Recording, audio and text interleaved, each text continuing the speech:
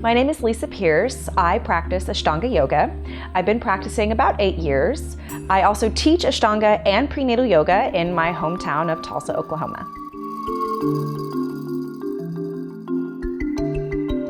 In the beginning, it was all about trying to look like, a yogi, trying to look cool, trying to do these fun, cool poses and feed my ego and all that. And as I've gone on, I've realized what an empty endeavor that is, and that doesn't make me feel good, particularly when you rub up against something that you can't do. So now I would say that my reasons for the practice are completely different. It's because it gives me an opportunity to do something that I'm really, really bad at. And I think that's good for you. So.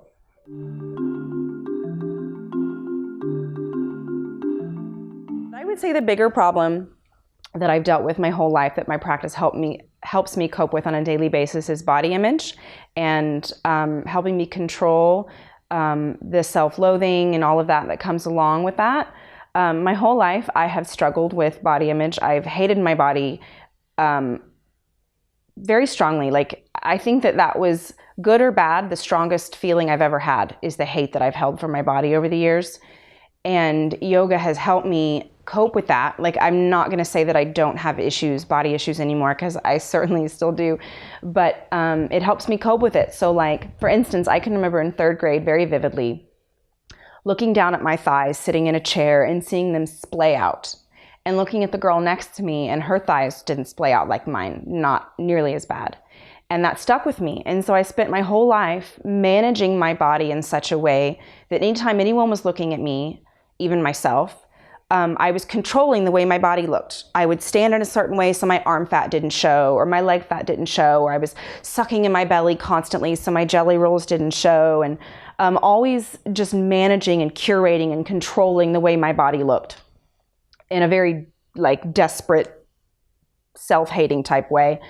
And yoga practice requires that you let go of that, because there's just certain postures that aren't going to look, that your body's not going to look like you want it to look. Your fat, your thigh fat is going to show, your arm fat is going to show, maybe even be exaggerated, or going to be on full display. And so that my yoga practice is a daily practice, a daily sadhana that I get on my mat with the intention of endeavoring to better myself and find this better version of myself. It helps me cope with that, because every day I have to put myself in these compromising, vulnerable positions where I can't control the way my body looks, and I have to let go of that desire to keep it all tightened in and look skinny. So I would say that that's definitely a daily issue that my practice most certainly helps me with.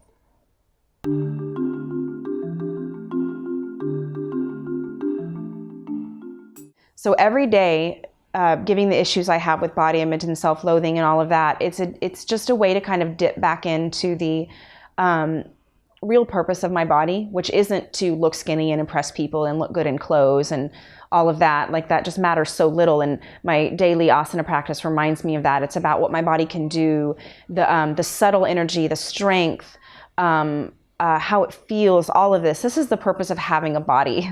Isn't so that it can look pretty, but that so it can do things. And so my asana practice has a very real impact on just checking in every day with remembering what it's all about. So I don't mean that, I can do this pose and therefore I have value. I mean that because I just have the ability to move my body and use my body and go on this journey, it just brings me back home. So I'm not lost in this place of, I have jelly rolls, I have arm fat, these little things that might otherwise consume me and did for many years. Don't now, for the most part. I have my bad days, but don't now for the most part. And I think it's directly related to my daily yoga practice.